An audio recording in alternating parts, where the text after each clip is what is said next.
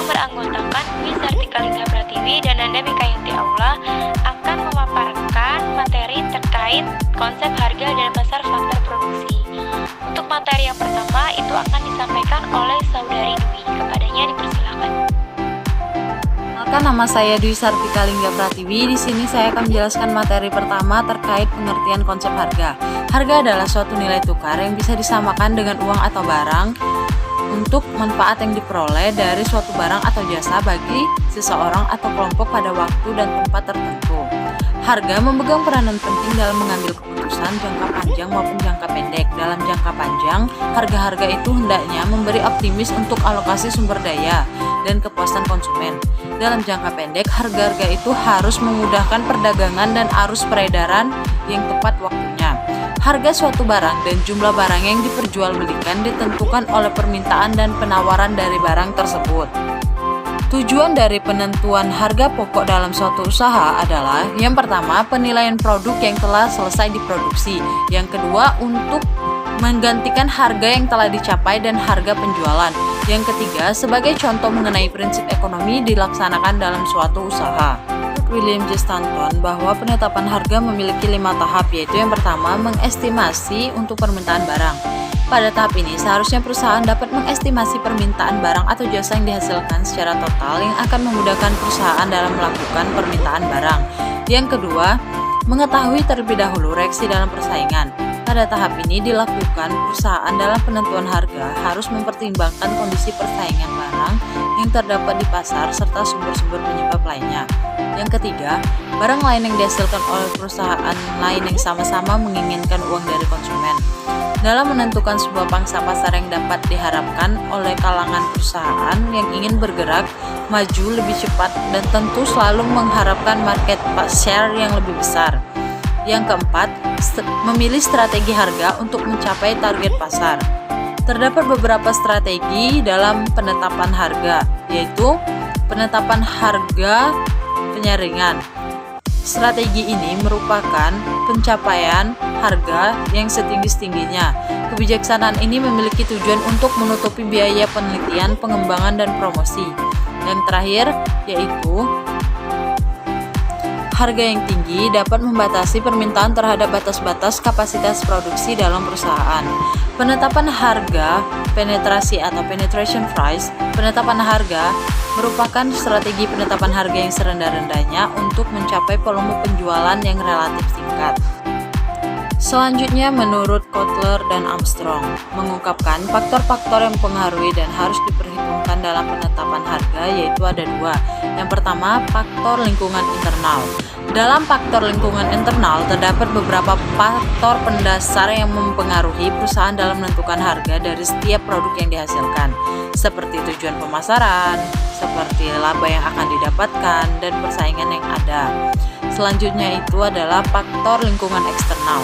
Faktor lingkungan eksternal adalah faktor yang perlu diperhatikan dengan seksama oleh perusahaan dalam menetapkan harga dari setiap produk yang akan diproduksi, yaitu meliputi sifat pasar dan permintaan dari pabrik, persaingan aspek, dan monopoli, oligopoli, dan sebagainya.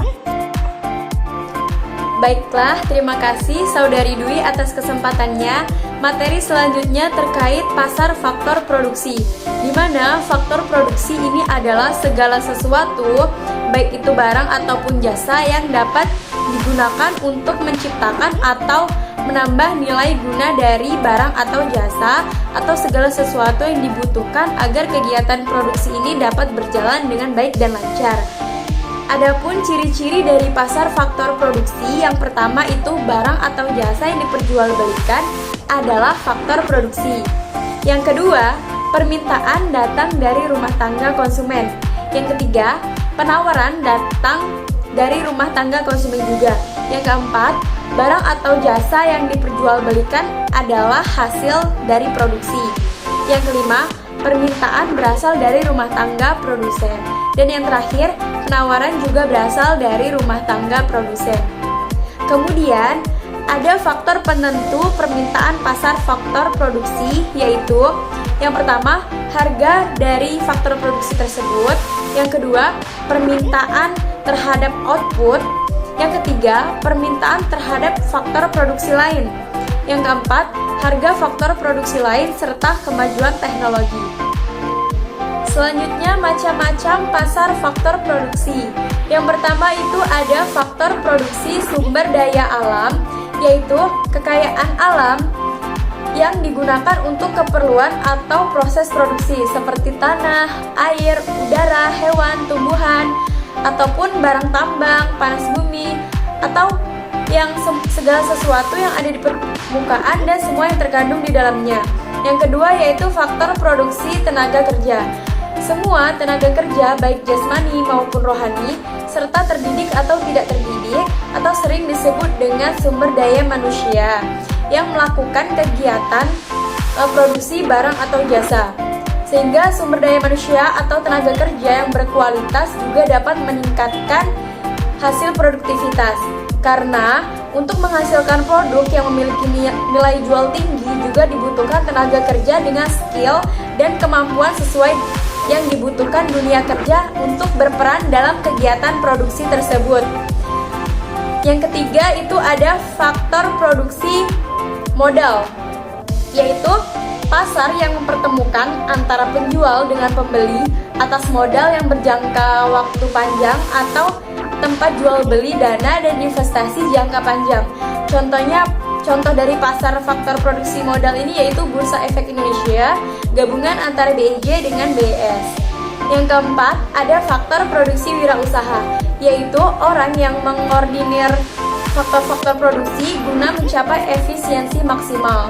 Karena dalam menjalankan suatu usaha, selain faktor yang disebut tadi, juga diperlukan seseorang yang mampu memimpin dan menjalankan usaha dengan baik, yang mana mampu memanfaatkan faktor produksi tersebut agar dapat mengendalikan perusahaan dengan baik, mampu menghasilkan produk berkualitas tinggi, memperoleh keuntungan, serta berani mengambil resiko.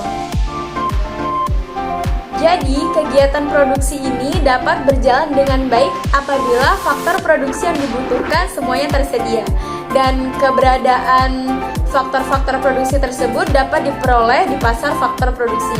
Jadi pasar faktor produksi ini adalah tempat bertemunya permintaan dan penawaran faktor-faktor produksi yang berupa alam seperti tanah, kemudian tenaga kerja, modal berupa uang ataupun lain sebagainya, dan pengusaha atau entrepreneur. Mungkin itu saja penjelasan dari kami terkait konsep harga dan pasar faktor produksi. Apabila ada salah kata, kami mohon maaf, dan jika masih ada materi yang belum dipahami, boleh ditanyakan di forum diskusi. Kami akhiri, wassalamualaikum warahmatullahi wabarakatuh.